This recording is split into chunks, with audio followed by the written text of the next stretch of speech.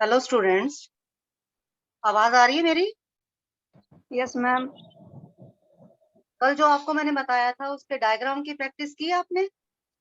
Yes ma'am. Yes कोई ma'am. Problem? कोई problem? No ma'am. तो आगे हम शुरू कर रहे हैं। मोनोपोलिस्टिक कंपटीशन में लास्ट में हमने सेलिंग कॉस्ट के बारे में पढ़ा था, विक्रय लागतों के बारे में। और सेलिंग कॉस्ट के ऊपर मैंने आपको बताया था कि 2 नंबर का क्वेश्चन पूछ लिया जाता है। अब हम नेक्स्ट हेडिंग कर रहे हैं। नेक्स्ट हेडिंग हमारा आता है comparison between monopolistic competition and perfect competition. Monopolistic competition और परफेक्ट कंपटीशन के बीच में तुलना, इस पर भी 16 मार्क्स का क्वेश्चन आ जाता है।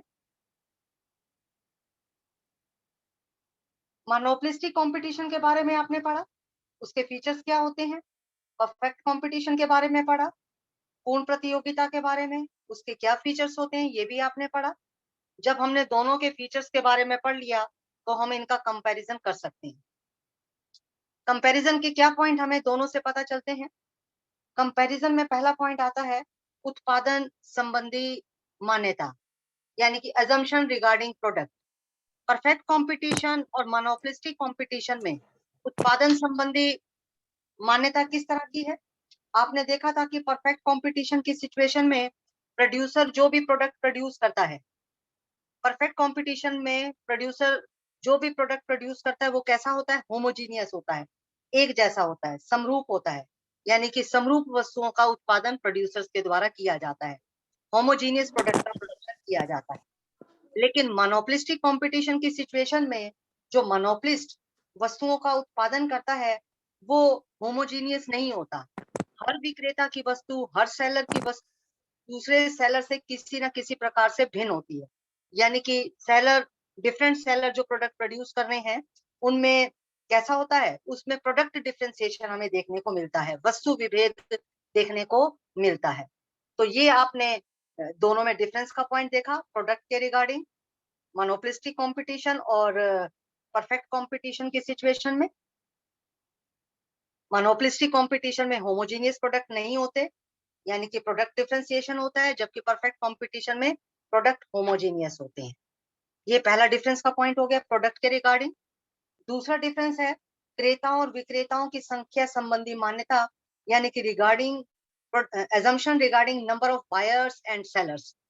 बायर्स और सेलर्स के बारे में अगर हम देखें तो परफेक्ट कंपटीशन की सिचुएशन में नंबर ऑफ बायर्स भी बहुत सारे होते हैं और सेलर्स भी बहुत सारे होते हैं। लेकिन जो सेलर्स बहुत सारे हैं, परफेक्ट कंपटीशन की सिचुएशन में सभी सेलर्स को हम किस नाम से जानते हैं, सभी सेलर्स को हम परफेक्ट कंपटीशन की सिचुएशन में इंडस्ट्री के नाम से जानते हैं। ये आपने पढ़ा था।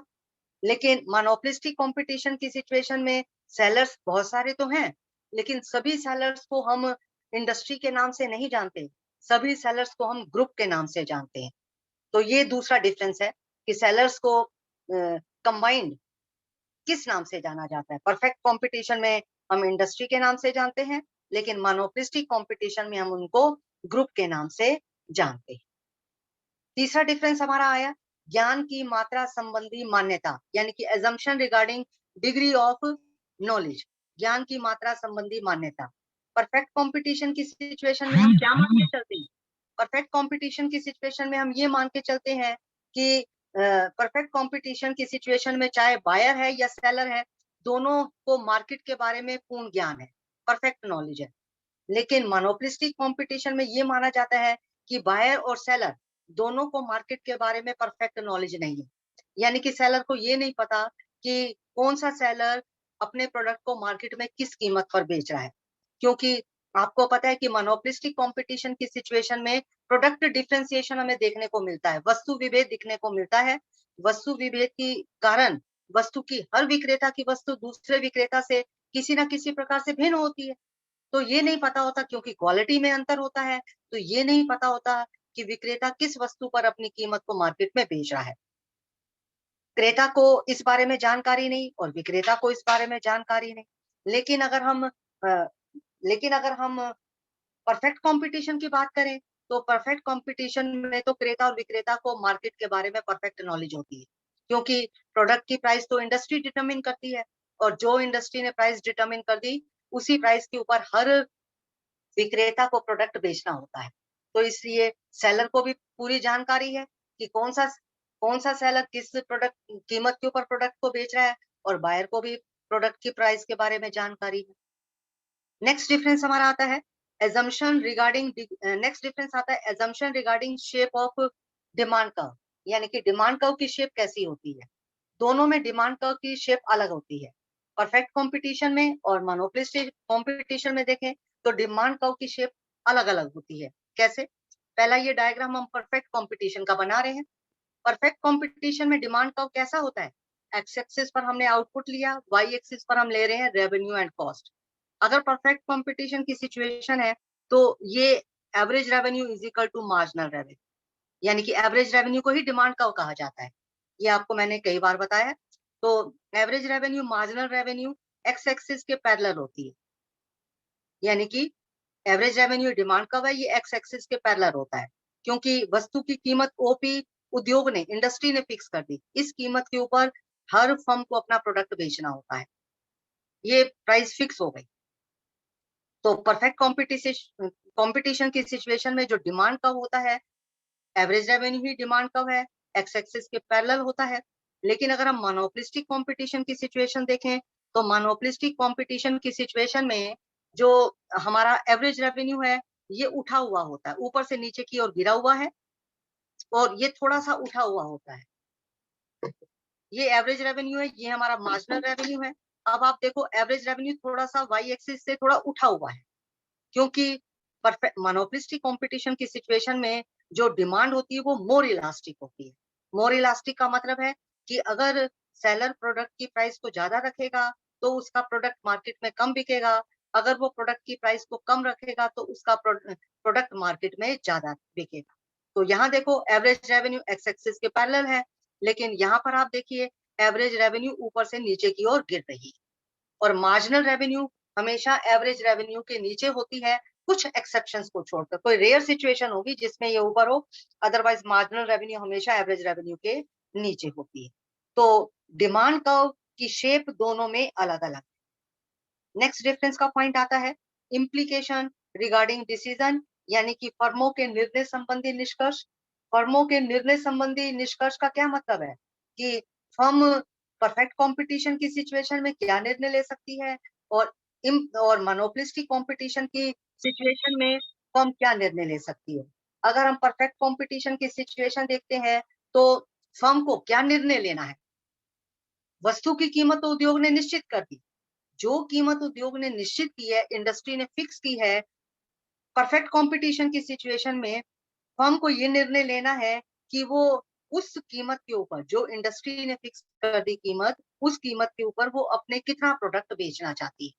ये फर्म ने निर्णय लेना है परफेक्ट कंपटीशन, क्योंकि वो कीमत तो निश्चित कर ही नहीं सकती है, प्राइस फिक्स नहीं कर सकती है, प्राइस इंडस्ट्री ने फिक्स की है। तो फर्म को निर्णय परफेक्ट कंपटीशन में फर्म को निर्णय लेना है कि जो कीमत इंडस्ट्री ने फिक्स कर दी उस कीमत पर उसको मार्केट में अपना कितना प्रोडक्ट बेचना है। लेकिन अगर हम मोनोपोलिस्टिक कंपटीशन की सिचुएशन देखें तो मोनोपोलिस्टिक कंपटीशन में जो मोनोपोलिस्ट है वो या तो वस्तु की कीमत को निश्चित कर सकता है, या वो वस्तु की मात्रा क्वांटिटी को निश्चित कर सकता है, यानी कि कीमत और मात्रा दोनों में से एक को निश्चित कर सकता है। अगर वो कीमत निश्चित करेगा, मात्रा अपने आप ही निश्चित हो जाएगी, क्योंकि अगर वो वस्तु की कीमत ज्यादा रखेगा तो उसका प्रोडक्ट मार्केट में कम बिकेगा, और अगर वो वस्तु की कीमत कम रखेगा तो उसका प्रोडक्ट मार्केट में अपने ज्यादा बिकेगा। तो कहने का मतलब है मोनोपोलिस्टिक कंपटीशन की सिचुएशन में या तो वो प्राइस डिटरमिन कर ले या वो क्वांटिटी डिटरमिन कर ले, दोनों में से एक चीज वो डिटरमिन कर सकता है। जब दोनों में से एक चीज डिटरमिन करेगा तो दूसरी चीज अपने आप ही निश्चित हो जाएगी। तो ये तो था डिफरेंस का पॉइंट, फर्मों के निर्णय संबंधी निष्कर्ष। परफेक्ट कंपटीशन में फर्म क्या निर्णय ले सकती है, और मोनोपोलिस्टिक कंपटीशन में फर्म क्या निर्णय ले सकती है। नेक्स्ट डिफरेंस का पॉइंट आता है कंपैरिजन रिगार्डिंग प्रॉफिट, यानी कि लाभ संबंधी तुलना। अगर हम दोनों के प्रॉफिट का कंपैरिजन करें तो दोनों के अगर हम प्रॉफिट का कंपैरिजन करते हैं तो परफेक्ट कंपटीशन की सिचुएशन हो, तो परफेक्ट कंपटीशन की सिचुएशन में लाभ कैसे होते हैं? परफेक्ट कंपटीशन की सिचुएशन में अगर शॉर्ट पीरियड है, शॉर्ट पीरियड में हमको सुपर नॉर्मल प्रॉफिट भी हो सकते हैं, नॉर्मल प्रॉफिट भी हो सकते हैं और लॉस भी हो सकते हैं। तीनों चीजें हो सकती हैं परफेक्ट कंपटीशन की सिचुएशन में। मोनोपोलिस्टिक कंपटीशन की सिचुएशन देखें तो मोनोपोलिस्टिक कंपटीशन में भी यही सिचुएशन है। मोनोपोलिस्टिक कंपटीशन की सिचुएशन में शॉर्ट पीरियड में सुपर नॉर्मल प्रॉफिट भी हो सकते हैं, नॉर्मल प्रॉफिट भी हो सकते हैं, लॉस भी हो सकते हैं। तो अगर हम प्रॉफिट का कंपैरिजन करें, चाहे मोनोपोलिस्टिक कंपटीशन है, चाहे मोनोपोली है, दोनों में तीनों सिचुएशन हो सकती है। यानी कि सुपर नॉर्मल प्रॉफिट और लॉस तीनों में से कुछ भी हो सकता है फर्मों को। नेक्स्ट मैम एक हमारा बार दोबारा बता दो यही। हाँ जी, मैम दोबारा बता दो यही। Comparison regarding profit. कंपैरिजन का मतलब क्या है कि हमने देखना है कि परफेक्ट कंपटीशन की सिचुएशन में और मोनोपोलिस्टिक कंपटीशन में प्रॉफिट कैसा होता है। हम बात कर रहे हैं शॉर्ट पीरियड की। अगर हम शॉर्ट पीरियड देखें तो आपने परफेक्ट कंपटीशन की सिचुएशन में पढ़ा था कि जो प्रोड्यूसर है, फर्म है, उसको या तो सुपर नॉर्मल प्रॉफिट होते हैं या नॉर्मल प्रॉफिट होते हैं या लॉस भी हो सकते हैं। यानी कि तीनों में से कुछ भी हो सकता है। और अगर हम लॉन्ग रन की बात करें तो लॉन्ग रन में परफेक्ट कंपटीशन की सिचुएशन में हमेशा नॉर्मल प्रॉफिट ही होता है। हाँ जी, समझ में आया? Yes hello, ma'am. ये यस हमने मैम। ये हमने यस मैम। परफेक्ट कंपटीशन का जब चैप्टर पढ़ा था तो उसमें ये तीनों बातें पढ़ी, शॉर्ट पीरियड हो या लॉन्ग पीरियड। ठीक है, दोनों के बारे में पढ़ा था। शॉर्ट पीरियड में तो तीनों सिचुएशन में से कुछ हो सकता है, सुपर नॉर्मल प्रॉफिट, असामान्य लाभ, सामान्य लाभ, हानि। लेकिन लॉन्ग पीरियड में हमेशा नॉर्मल प्रॉफिट ही मिलता है। इसी तरीके से अगर हम मोनोपोलिस्टिक कंपटीशन की सिचुएशन देखते हैं तो मोनोपोलिस्टिक कंपटीशन का चैप्टर तो अभी आपने किया, उसमें भी आपने देखा कि शॉर्ट पीरियड में असामान्य लाभ यानी कि सुपर नॉर्मल प्रॉफिट हो सकते हैं, सामान्य लाभ यानी कि नॉर्मल प्रॉफिट हो सकते हैं, लॉसेस यानी कि हानि हो सकती है शॉर्ट पीरियड में। और लॉन्ग रन में मोनोपोलिस्टिक कंपटीशन में हमको केवल नॉर्मल प्रॉफिट ही होता है। ये आपने अभी इसी चैप्टर में पढ़ा। तो कहने का मतलब है कि अगर हम प्रॉफिट का कंपैरिजन करें तो दोनों में प्रॉफिट एक जैसा है। शॉर्ट पीरियड में तीनों सिचुएशन में से कोई सिचुएशन हो सकती है, लॉन्ग पीरियड में तो दोनों को ही नॉर्मल प्रॉफिट है, चाहे वो मोनोपोलिस्टिक कंपटीशन की सिचुएशन हो, चाहे वो परफेक्ट कंपटीशन की सिचुएशन हो। हाँ जी, पॉइंट क्लियर हो गया? Yes ma'am. अब उसके बाद यस नेक्स्ट मैम। पॉइंट आता है। हाँ जी, नेक्स्ट पॉइंट आता है comparison regarding output and price. ये पॉइंट दोनों ना अलग अलग आपकी किताब में दिए हुए हैं। कंपैरिजन रिगार्डिंग आउटपुट, उत्पादन संबंधी तुलना और कीमत संबंधी तुलना आपकी किताब में ये अलग अलग दिए। मैं इन दोनों पॉइंट को एक ही डायग्राम में समझाऊंगा। हम उत्पादन और कीमत संबंधित तुलना एक ही डायग्राम में इकट्ठी समझा सकते हैं। कैसे? हमने मोनोपोलिस्टिक कंपटीशन और परफेक्ट कंपटीशन में आउटपुट और प्राइस का कंपैरिजन करना है। तो कंपैरिजन हम लॉन्ग पीरियड में कर रहे हैं, दीर्घ काल में कर रहे हैं। परफेक्ट कंपटीशन में क्या होता है? परफेक्ट कंपटीशन और मोनोपोलिस्टिक कंपटीशन में अगर हम देखें तो परफेक्ट कंपटीशन में मोनोपोलिस्टिक कंपटीशन के कंपैरिजन में प्रोडक्शन ज्यादा होता है। आउटपुट का कंपैरिजन कर रहे हैं ना, फिर प्राइस का करेंगे। अभी आउटपुट की बात कर रही हूं मैं। अगर हम देखें तो परफेक्ट कंपटीशन में, हाँ जी, परफेक्ट कंपटीशन में मोनोपोलिस्टिक कंपटीशन के कंपैरिजन में प्रोडक्शन ज्यादा होता है। डायग्राम से समझाऊंगी कैसे प्रोडक्शन ज्यादा होता है। और कीमत देखें तो कीमत कम होती है। ये हमने पढ़ा परफेक्ट कंपटीशन की सिचुएशन और लॉन्ग रन में। ठीक है, लेकिन अगर हम लेकिन अगर हम मोनोपोलिस्टिक कंपटीशन की सिचुएशन देखेंगे तो प्रोडक्शन उसमें कम होगा और कीमत उसमें ज्यादा होगी। कैसे? इसको अब हम डायग्राम से समझ रहे हैं। परफेक्ट कंपटीशन और मोनोपोलिस्टिक कंपटीशन दोनों के प्राइस आउटपुट का एक ही डायग्राम में एक्सप्लेनेशन कर रहे हैं। पहले मैं डाल रही हूँ लाइन परफेक्ट कंपटीशन की। आपको पता है कि लॉन्ग पीरियड में परफेक्ट कंपटीशन की सिचुएशन में ये लाइन होती है average revenue is equal to marginal revenue. ध्यान से देखिएगा, मुश्किल नहीं है। जो डायग्राम में बातें हमने पहले समझी हैं वही हम यहाँ पर बना रहे हैं। मैं कोई नई चीज नहीं बना रही हूँ, लेकिन दोनों को एक साथ बना के समझा रही हूँ, सिर्फ इतना अंतर है। ये परफेक्ट कंपटीशन की सिचुएशन में एवरेज रेवेन्यू और मार्जिनल रेवेन्यू कब है? ठीक है। और ये हमारी हो गई मार्जिनल कॉस्ट। क्योंकि हम लॉन्ग पीरियड की बात कर रहे हैं तो एल आगे लगा दिया। एल का मतलब है लॉन्ग पीरियड, यानी कि लॉन्ग पीरियड में मार्जिनल, लॉन्ग पीरियड का ये मार्जिनल कॉस्ट। इक्विलिब्रियम आप देखो कहां पर होता है। आपको पता है कि इक्विलिब्रियम के लिए दो कंडीशंस पूरी होनी जरूरी है। दो कंडीशन कौन सी पूरी होनी जरूरी है? सबसे पहले सबसे पहला क्या है? मार्जिनल रेवेन्यू, मार्जिनल कॉस्ट बराबर होनी चाहिए। तो आप देखो ये लाइन आपकी, यही एवरेज रेवेन्यू, यही मार्जिनल रेवेन्यू है, और ये मार्जिनल कॉस्ट है। मार्जिनल रेवेन्यू मार्जिनल कॉस्ट के बराबर कहाँ है? यहाँ पर बराबर है। ठीक है। दूसरी कंडीशन क्या है कि ये जो मार्जिनल कॉस्ट है, ये मार्जिनल रेवेन्यू को नीचे से कट करनी चाहिए। अब ये मार्जिनल रेवेन्यू लाइन है और ये मार्जिनल कॉस्ट मार्जिनल रेवेन्यू को नीचे से कट कर रही है। तो कहने का मतलब है कि इस पॉइंट के ऊपर दोनों कंडीशन पूरी हो रही है। पहले तो हमने इक्विलिब्रियम की कंडीशन देखनी कि कहाँ पूरी हो रही है। ई पॉइंट पर इक्विलिब्रियम की दोनों कंडीशन पूरी हो रही है, तो यहां से हम लाइन नीचे डाल देंगे, यानी कि ओक्यू प्रोडक्शन हो जाएगा। वस्तु की कीमत, प्रोडक्ट की प्राइस हो गई ओपी। ठीक है।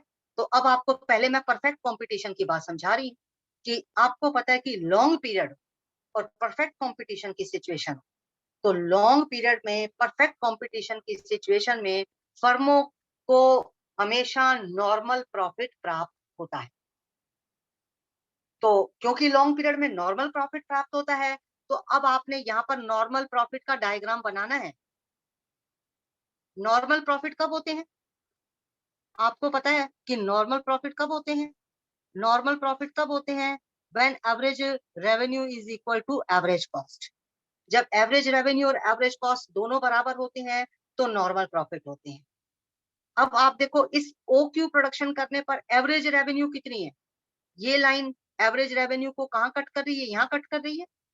तो average revenue is equal to E Q. Average revenue is equal to E Q. O Q production हो रहा है, ये लाइन देखो एवरेज रेवेन्यू को यहाँ कट कर रही है, ई क्यू एवरेज रेवेन्यू। ठीक है। ओ क्यू प्रोडक्शन करने पर एवरेज कॉस्ट कितनी है? ये प्रोडक्शन वही ओ क्यू है। ओ क्यू प्रोडक्शन करने पर एवरेज कॉस्ट कितनी है? एवरेज कॉस्ट को हमने अभी डालना है, नहीं डाला है। तो हमें एवरेज कॉस्ट को एवरेज रेवेन्यू के बराबर करना है। तो एवरेज रेवेन्यू तो ई क्यू है, तो इसका मतलब है हमें ई पॉइंट को टच करता हुआ ही एवरेज कॉस्ट डालना है। हाँ जी, ये बात समझ में आ रही है? Yes, ma'am. तो इसी पॉइंट को टच Yes, करता sir. हुआ एवरेज कॉस्ट डालना है, क्योंकि हमें एवरेज रेवेन्यू एवरेज कॉस्ट दोनों को बराबर करना है। ठीक है। तो इस पॉइंट को टच करता हुआ आपने, इस पॉइंट को टच करता हुआ आपने क्या कर दिया? एवरेज कॉस्ट डाल दिया। ये आपकी होगी एवरेज कॉस्ट। क्योंकि लॉन्ग पीरियड की बात कर रहे हैं, एल इसके आगे और लिख दिया। ये लॉन्ग रन एवरेज कॉस्ट हो गया हमारा। ठीक है। अब आप देखो ओ क्यू प्रोडक्शन करने पर एवरेज कॉस्ट कितनी है? ये लाइन एवरेज कॉस्ट को यही कट कर रही है, तो एवरेज कॉस्ट भी ई क्यू है।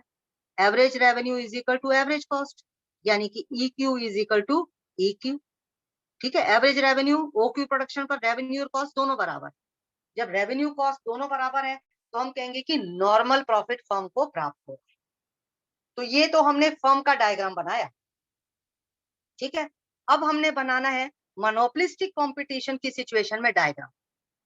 आपको मैंने बताया कि मोनोपोलिस्टिक कंपटीशन की सिचुएशन में, लॉन्ग पीरियड की बात कर रहे हैं, लॉन्ग पीरियड में मोनोपोलिस्टिक कंपटीशन की सिचुएशन में फर्मों को क्या हो सकता है?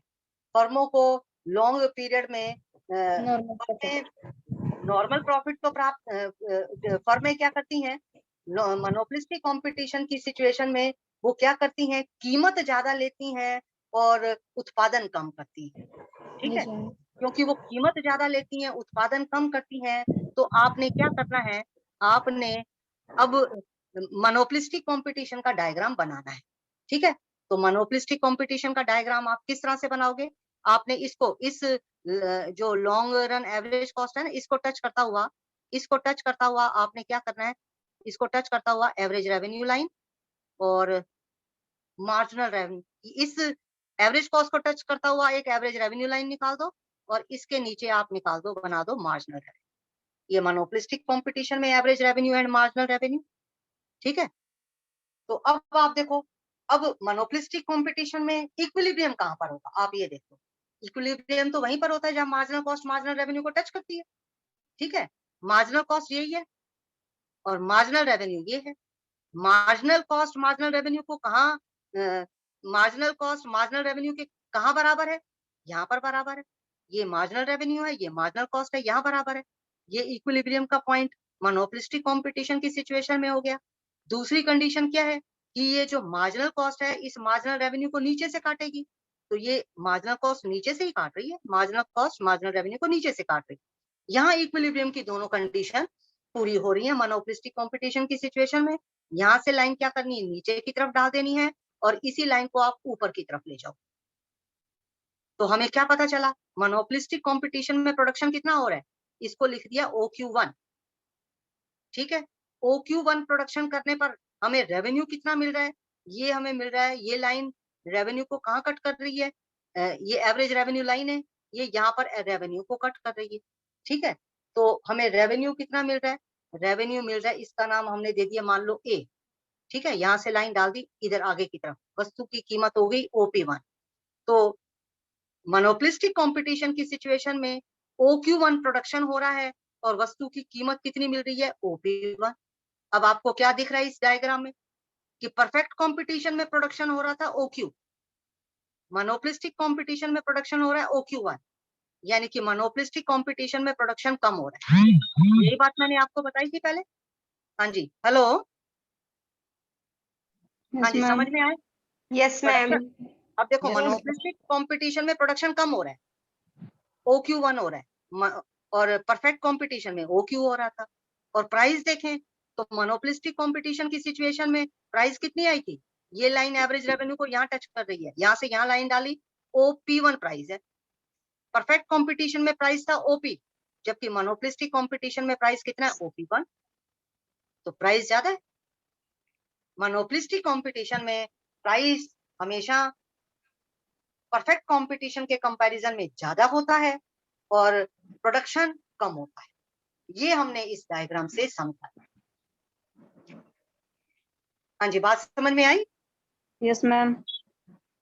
तो एक ही डायग्राम में हमने ये दोनों पॉइंट समझा दी। इसने क्या किए, दोनों दो डायग्राम बनाकर बात समझाई है, जबकि एक ही डायग्राम में दोनों बात को समझाया जा सकता है। तो हमने एक ही डायग्राम में दोनों बात को समझा दिया, प्राइस का कंपैरिजन और आउटपुट का कंपैरिजन। आप डायग्राम बनाओगे आपको कोई दिक्कत नहीं आएगी। प्रैक्टिस करना, नहीं आपका सही बनता तो मुझे बताना, मैं आपको फिर बताऊंगी। लेकिन एक दो बार आप डायग्राम बनाओगे तो बिल्कुल सही आपका बनेगा। तो इसके साथ हमारे जो पॉइंट कंपैरिजन के, मोनोपोलिस्टिक कंपटीशन के और परफेक्ट कंपटीशन के कंपैरिजन के पॉइंट हमारे कंप्लीट हो गए। अब हमारा नेक्स्ट हेडिंग आता है, नेक्स्ट हेडिंग है हमारा, नेक्स्ट हेडिंग हमारा है comparison between monopolistic competition and monopoly. पहले हमने मोनोपोलिस्टिक कंपटीशन और परफेक्ट कंपटीशन में कंपैरिजन किया, अब हम करेंगे मोनोपोलिस्टिक कंपटीशन और मोनोपोली में comparison. Comparison between monopoly and monopolistic competition, एकाधिकारी प्रतियोगिता और एकाधिकार में तुलना। मोनोपोली और मोनोपोलिस्टिक कंपटीशन का जब हम कंपैरिजन करते हैं तो हमें क्या पता चलता है, क्योंकि दोनों के बारे में हम डिटेल से पढ़ चुके हैं। तो दोनों में कंपैरिजन करके हमें पहला पॉइंट जो डिफरेंस का पता चलता है वो ये है, एजम्पशन रिगार्डिंग प्रोडक्ट, उत्पादन संबंधी मान्यता। अब प्रोडक्ट से रिलेटेड कंपैरिजन करें तो क्या कंपैरिजन है, जब हम मोनोपोलिस्टिक कंपटीशन में प्रोडक्ट देखते हैं तो प्रोडक्ट कैसा होता है, प्रोडक्ट में प्रोडक्ट डिफरेंशिएशन पाया जाता है, यानी कि वस्तु विभेद पाया जाता है।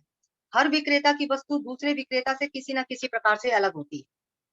लेकिन अगर हम मोनोपोली में देखें तो मोनोपोली की सिचुएशन में मोनोपोलिस्ट जिस प्रोडक्ट को बेचता है वो वस्तु अलग हो भी सकती है और नहीं भी हो सकती। यानी कि जो मोनोपोली है, एकाधिकार की स्थिति में एकाधिकारी वस्तु को बाजार में जो बेच रहा है, भिन्न भिन्न क्रेताओं को बेच रहा है, हो सकता है कि एक बायर को वस्तु दे रहा है उसकी क्वालिटी कुछ और दूसरे को दे उसकी कुछ और। तो डिफरेंस कहने का मतलब है मोनोपोली में प्रोडक्ट की क्वालिटी में डिफरेंस हो भी सकता है और नहीं भी हो सकता, जरूरी नहीं है डिफरेंस हो। लेकिन मोनोपोलिस्टिक कंपटीशन की सिचुएशन में हमेशा डिफरेंस मिलेगा, प्रोडक्ट डिफरेंशिएशन मिलेगा, वस्तु विभेद मिलेगा। प्रोडक्ट की क्वालिटी, रंग, रूप, आकार हर विक्रेता का अलग अलग मोनोपोलिस्टिक कंपटीशन की सिचुएशन में मिलेगा। नेक्स्ट डिफरेंस का पॉइंट आता है, assumption regarding number of buyers and sellers। क्रेताओं और विक्रेताओं की संख्या संबंधी मान्यता। मोनोपोलिस्टिक कंपटीशन की सिचुएशन में देखें तो मोनोपोलिस्टिक कंपटीशन की सिचुएशन में बायर तो बायर बहुत सारे होते हैं, और सेलर भी बहुत सारे होते हैं।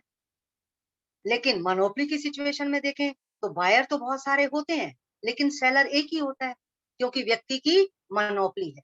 मोनोपोलिस्टिक कंपटीशन में तो व्यक्ति की मोनोपोली है, तो सेलर उसमें एक ही होता है। थर्ड डिफरेंस हमारा आता है एजम्पशन रिगार्डिंग एंट्री, यानी कि प्रवेश संबंधी मान्यता। अगर हम मोनोपोलिस्टिक कंपटीशन की सिचुएशन देखें तो मोनोपोलिस्टिक कंपटीशन की सिचुएशन में कोई भी सेलर मार्केट में कभी भी आ सकता है, अपने प्रोडक्ट को बेच सकता है। जब मार्केट को छोड़कर जाना चाहे तो मार्केट को छोड़कर जा सकता है, यानी कि सेलर विक्रेता के आने जाने पर कोई भी रोक टोक नहीं है, कोई भी कोई भी रिस्ट्रिक्शंस नहीं है। लेकिन अगर हम मोनोपोली की सिचुएशन में देखें तो मोनोपोली की सिचुएशन में कोई नया सेलर मार्केट में आकर अपने प्रोडक्ट को नहीं बेच सकता, क्योंकि आपको पता है कि मोनोपोली की सिचुएशन में तो व्यक्ति की मोनोपोली है, एक ही व्यक्ति की मोनोपोली है, वो एक ही सेलर है। अगर और सेलर मार्केट में आ जाएंगे तो व्यक्ति की मोनोपोली खत्म हो जाएगी, इसलिए वो दूसरे सेलर को मार्केट में आने ही नहीं देता, अपनी मोनोपोली को बनाए रखने के लिए। नेक्स्ट डिफरेंस का पॉइंट आता है assumption regarding degree of knowledge, ज्ञान की मात्रा संबंधी मान्यता। ज्ञान की मात्रा कैसे होती है? मोनोपोलिस्टिक कंपटीशन में मोनोपोलिस्ट एकाधिकारी ये मान के चलता है कि बायर्स को मार्केट के बारे में पूर्ण ज्ञान नहीं है, परफेक्ट नॉलेज नहीं है। इसलिए मोनोपोलिस्ट अपने प्रोडक्ट की ज्यादा बिक्री करने के लिए क्या करता है? ज्यादा बिक्री करने के लिए एडवर्टीजमेंट के ऊपर ज्यादा से ज्यादा खर्चा करता है। उसको लगता है कि बायर्स को प्रोडक्ट के बारे में पूरी जानकारी नहीं है, अपने प्रोडक्ट की बिक्री को बढ़ाने के लिए वो अपने विज्ञापन अपने प्रोडक्ट के लिए विज्ञापन एडवर्टीजमेंट के ऊपर ज्यादा से ज्यादा खर्चा करता है। लेकिन लेकिन अगर हम मोनोपोली की सिचुएशन देखें तो मोनोपोली की सिचुएशन में यही माना जाता है कि बायर्स को प्रोडक्ट के बारे में जानकारी है, बायर्स को प्रोडक्ट के बारे में जानकारी है, और मोनोपोलिस्ट को अगर लगता है कि जानकारी अगर नहीं भी है तो मोनोपोलिस्ट क्या करता है, वो अपने प्रोडक्ट की जानकारी देने के लिए एडवर्टीजमेंट के ऊपर बहुत कम खर्चा करता है, एडवर्टीजमेंट के ऊपर बहुत कम खर्चा करता है। मोनोपोली की सिचुएशन में एडवर्टीजमेंट के ऊपर कम खर्चा करता है, लेस एक्सपेंडिचर करता है, क्योंकि उसको लगता है कि भाई उसकी मार्केट में मोनोपोली है। एक बार वो अपने प्रोडक्ट के बारे में जानकारी, अगर वो कोई नया प्रोडक्ट मार्केट में लेकर आ रहा है तो प्रोडक्ट के बारे में जानकारी बायर्स को दे देता है, थोड़ा सा एडवर्टीजमेंट के ऊपर एक्सपेंडिचर कर देता है जस्ट अपने प्रोडक्ट की जानकारी देने के लिए। उसके बाद वो खर्चा नहीं करता है, क्योंकि उसको पता है कि उसकी मोनोपोली है, उसका प्रोडक्ट तो मार्केट में बिकेगा ही। उसके बाद वो एक्सपेंडिचर नहीं करता।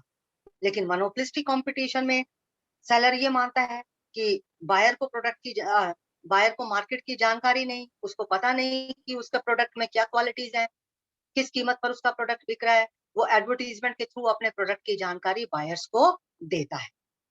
नेक्स्ट डिफरेंस का पॉइंट आता है difference different average and marginal revenue का, विभिन्न औसत एवं सीमांत आय वक्र।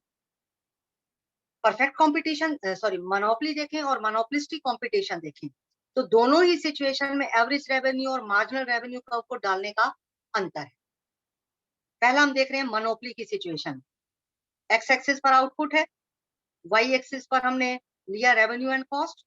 मोनोपोली की सिचुएशन में एवरेज रेवेन्यू मार्जिनल रेवेन्यू कैसे डालते हैं? ये थोड़ा झुका हुआ होता है, एवरेज रेवेन्यू और मार्जिनल रेवेन्यू झुका हुआ होता है। लेकिन अगर हम मोनोपोलिस्टिक कंपटीशन देखें तो मोनोपोलिस्टिक कंपटीशन की सिचुएशन में एवरेज रेवेन्यू और मार्जिनल रेवेन्यू उठा हुआ होता है, यानी कि मोनोपोलिस्टिक कंपटीशन की सिचुएशन में जो है लेस मोनोपोलिस्टिक कंपटीशन की सिचुएशन में डिमांड मोर इलास्टिक होती है, इसलिए उठा हुआ होता है, और इसमें डिमांड लेस इलास्टिक होती है, इसलिए ये झुका हुआ होता है। तो एवरेज रेवेन्यू और मार्जिनल रेवेन्यू कर्व को डालने का अंतर दोनों में, मोनोपोली में झुका हुआ है, मोनोपोलिस्टिक कंपटीशन में उठा हुआ है। हाँ जी, समझ में आ रहा है? Yes ma'am. अब उसके बाद और नेक्स्ट डिफरेंस का पॉइंट हमारा आता है इम्प्लीकेशन रिगार्डिंग डिसीजंस, फर्मों के निर्णय संबंधी तुलना। फर्म कैसा निर्णय ले सकती है मोनोपोली और मोनोपोलिस्टिक कंपटीशन? किस तरह का निर्णय ले सकती है? अगर हम मोनोपोलिस्टिक कंपटीशन की बात करें तो फर्म या तो वस्तु की कीमत को निश्चित कर सकती है या उत्पादन या वस्तु की कीमत निश्चित कर सकती है या वो मात्रा कितना माल उसका मार्केट में बिकेगा उसको निश्चित कर सकती है। इन दोनों में से कोई डिसीजन ले सकती है। अगर वो वस्तु की कीमत मोनोपोलिस्टिक कंपटीशन में अगर वो वस्तु की कीमत ज्यादा निश्चित करेगी तो उसका प्रोडक्ट मार्केट में कम बिकेगा। अगर वो वस्तु की कीमत कम निश्चित करेगी तो उसका प्रोडक्ट मार्केट में ज्यादा बिकेगा। तो इन दोनों में से किसी एक को निश्चित कर सकती है, दोनों निश्चित नहीं कर सकती। ठीक है। और हर मोनोपोलिस्ट, हर एकाधिकारी अपने प्रोडक्ट को ज्यादा बेचने के लिए मार्केट में विज्ञापन के ऊपर भी, सेलिंग कॉस्ट के ऊपर भी ज्यादा से ज्यादा एक्सपेंडिचर करता है, लोगों को अपने प्रोडक्ट की जानकारी देता है। लेकिन अगर हम मोनोपोली की सिचुएशन देखें तो मोनोपोली की सिचुएशन में व्यक्ति की मोनोपोली है, तो पता है कि उसका प्रोडक्ट तो मार्केट में बिकना ही है। वो क्या करता है, वो वस्तु की कीमत, अगर वो चाहता है कि वस्तु की कीमत ज्यादा लेना चाहता है तो उसका प्रोडक्ट वही मार्केट में कम बिकेगा। लेकिन अगर वो चाहता है कि उसको उसका प्रोडक्ट ज्यादा बिके तो उसको कीमत कम करनी होगी। तो कहने का मतलब ये है कि मोनोपोली की सिचुएशन में ज्यादातर वो वस्तु की कीमत ज्यादा ही रखता है और एडवर्टीजमेंट के ऊपर एक्सपेंडिचर कंपैरेटिवली कम करता है। मोनोपोलिस्टिक कंपटीशन में एडवर्टीजमेंट के ऊपर एक्सपेंडिचर ज्यादा किया जाता है, लोगों को प्रोडक्ट की जानकारी दी जाती है। लेकिन मोनोपोली की सिचुएशन में एडवर्टीजमेंट के ऊपर वो कम एक्सपेंडिचर करता है, एक बार थोड़ा सा एक्सपेंडिचर कर देता है, उसके बाद वो उसके ऊपर एक्सपेंडिचर नहीं करता है। ये तो था इम्प्लीकेशन रिगार्डिंग डिसीजन, यानी कि उसने डिसीजन लेना है कि वो प्राइस ज्यादा ले या उसका प्रोडक्ट ज्यादा बिकना चाहिए। दोनों में से कोई भी डिसीजन ले सकता है। यही मोनोपोलिस्टिक कंपटीशन में, यही मोनोपोली में, दोनों में से एक को, दोनों में सेम बात है। ठीक है। अगर वो ज्यादा कीमत रखेगा, माल उसका कम बिकेगा, कम रखेगा तो माल उसका ज्यादा बिकेगा। नेक्स्ट डिफरेंस आता है कंपैरिजन रिगार्डिंग प्रॉफिट, लाभों संबंधी तुलना। अगर हम लाभ का कंपैरिजन करें तो मोनोपोलिस्टिक कंपटीशन में आपने देखा था शॉर्ट पीरियड में मोनोपोलिस्ट को क्या होता है, शॉर्ट पीरियड में सुपर नॉर्मल प्रॉफिट भी होते हैं। शॉर्ट पीरियड में, अगर हम शॉर्ट पीरियड की बात करें, अल्पकाल की बात करें तो शॉर्ट पीरियड में 3 सिचुएशन होती हैं। या तो सुपर नॉर्मल प्रॉफिट हो सकते हैं, असामान्य लाभ हो सकते हैं, या उसको नॉर्मल प्रॉफिट हो सकते हैं, सामान्य लाभ हो सकते हैं, या उसको हानि भी हो सकती है, लॉस भी हो सकता है। ठीक है। ये शॉर्ट पीरियड में तीनों में से कोई सिचुएशन हो सकती है, चाहे चाहे मोनोपोलिस्टिक कंपटीशन हो, चाहे मोनोपोलिस्टिक कंपटीशन हो या मोनोपोली हो। शॉर्ट पीरियड में तीनों में से कोई भी सिचुएशन हो सकती है। लेकिन अगर हम लॉन्ग पीरियड की बात करें तो लॉन्ग पीरियड में क्या होगा, लॉन्ग पीरियड में मोनोपोलिस्टिक कंपटीशन की सिचुएशन में, मोनोपोलिस्टिक कंपटीशन है और लॉन्ग पीरियड है तो केवल नॉर्मल प्रॉफिट ही मिलेंगे, सुपर नॉर्मल प्रॉफिट फर्म नहीं कमा सकती क्योंकि लॉन्ग पीरियड है। अगर सुपर नॉर्मल प्रॉफिट फर्म कमा रही होगी तो और फर्में मार्केट में आएंगी, जब और फर्में मार्केट में आएंगी तो मार्केट में सप्लाई बढ़ जाएगी, जब सप्लाई बढ़ जाएगी तो वस्तु की कीमत फिर से कम हो जाएगी, और जब वस्तु की कीमत फिर से कम हो जाएगी फिर से नॉर्मल प्रॉफिट प्राप्त होने शुरू हो जाएंगे। तो कहने का मतलब है मोनोपोलिस्टिक कंपटीशन में लॉन्ग पीरियड हो, मोनोपोलिस्टिक कंपटीशन हो तो फर्म को नॉर्मल प्रॉफिट ही मिलेगा, कभी भी super normal profit monopolistic competition में फर्म को नहीं मिल सकता। लेकिन अगर मोनोपोली की सिचुएशन है, मोनोपोली की सिचुएशन में तो एक ही विक्रेता होता है, तो मोनोपोली की सिचुएशन में लॉन्ग पीरियड में जो मोनोपोलिस्ट है वो सुपर नॉर्मल प्रॉफिट ही प्राप्त करता है, उसको सुपर नॉर्मल, लॉन्ग पीरियड में उसको सुपर नॉर्मल प्रॉफिट नहीं। हाँ जी, समझ में आया? Yes ma'am. तो इसके साथ हमारा ये कंपैरिजन मोनोपोली और मोनोपोलिस्टिक कंपटीशन के बीच में भी कंपैरिजन कंप्लीट हो गया। 16 मार्क्स के लिए ये क्वेश्चन आपने याद करना है। 16 मार्क्स के लिए दोनों कंपैरिजन याद करने हैं, मोनोपोली और मोनोपोलिस्टिक कंपटीशन में और मोनोपोलिस्टिक कंपटीशन और परफेक्ट कंपटीशन के बीच। आज के लिए हमारा इतना ही है। एक लास्ट हेडिंग हमारा इसमें बचा है एक्सेस कैपेसिटी, यानी कि क्षमता अधिक है। ये 2 नंबर के लिए वेरी इंपॉर्टेंट, बहुत इंपॉर्टेंट है 2 नंबर के लिए। इसको हम कल करेंगे और इसी के साथ ही कल हम नया यूनिट स्टार्ट करेंगे। इसमें हम ओलिगोपोली नहीं करेंगे, ओलिगोपोली लास्ट में देखेंगे। इसमें सेकंड यूनिट पे अभी मैं एक ही चैप्टर करवा रही हूँ। कल इसके साथ यूनिट नंबर 3 में चैप्टर रेंट का करवाऊंगी। एक्सेस कैपेसिटी करेंगे, इसको कंप्लीट करेंगे और यूनिट नंबर 3 का चैप्टर रेंट करेंगे। रेंट जिसको हम लगान कहते हैं, और रेंट है हमारा चैप्टर नंबर 8। 6 और 7 जो चैप्टर है ये दोनों एक जैसे हैं, इसको मैं करवाऊंगी बाद में। कल हम चैप्टर नंबर 8 शुरू करेंगे। 8 में से डेफिनेटली क्वेश्चन आएगा, तो 8 को हम पहले करेंगे। तो इसको लर्न करो, और मैंने आपको चैप्टर नंबर 2-3 के इंपॉर्टेंट क्वेश्चंस भेज दिए हैं, और इस चैप्टर के इंपॉर्टेंट क्वेश्चन भी आज मैं भेज दूंगी आपको। तो इसको आप लर्न करो, कल इस चैप्टर को कंप्लीट करेंगे और रेंट का चैप्टर स्टार्ट करेंगे। आज के लिए इतना ही है।